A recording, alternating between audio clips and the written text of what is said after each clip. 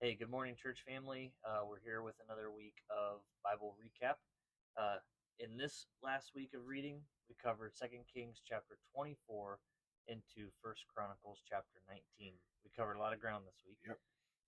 In this week, we saw that Israel is exiled and Judah is exiled, and David's earthly kingdom comes to an end after 400 years of monarchs. Yeah, so then as we get into the Chronicles, we're kind of hitting the reset button. You watch the video, we see that Chronicles was written as a recap for the Israelites as they resettled in the Promised Land after exile, so when they came back. So as we start Chronicles, we get a list of all the genealogies and tribes all the way back to Adam.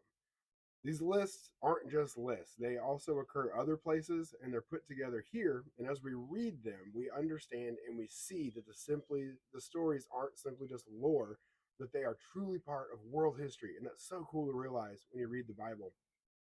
So after that, we get into the stories of Saul and David. We get a full list of David's mighty men, which is pretty neat after hearing so many harrowing stories about them. They did a lot of mighty things. They did. And then we recount the story of the Ark of the Covenant coming back to Jerusalem, the centerpiece for worship. Chapter 16, we see David's song of praise. It's incredible. We also see that, I think, in 1 Samuel 22. So we recommend you go back and read that again. There's a lot of genealogies. Maybe that would be just an extra breath of fresh air if you go hit that again. But yeah, a lot of things happen, recapping a lot of things. And why is that important to us? Well, because even though there's a lot of repeating content, even though the Chronicles retell a ton of the stories from First and Second Samuel and First and Second Kings, it's not meant to bore the people of God. There's intentionality here. It's meant to keep shaping the hearts and minds of the people, to understand who Yahweh is, what his plans are for his people, both in the present and then also in the future messianic hope of Christ to come.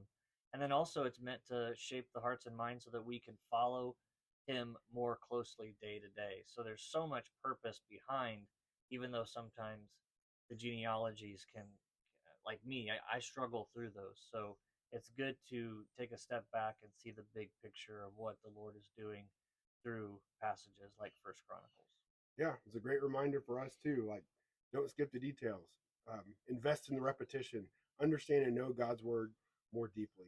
So, if you press on through the Chronicles, we'll see some familiar stories, and hopefully that will just help keep ingraining it into our hearts so that we can know God better and become more like Him. Keep reading, keep listening.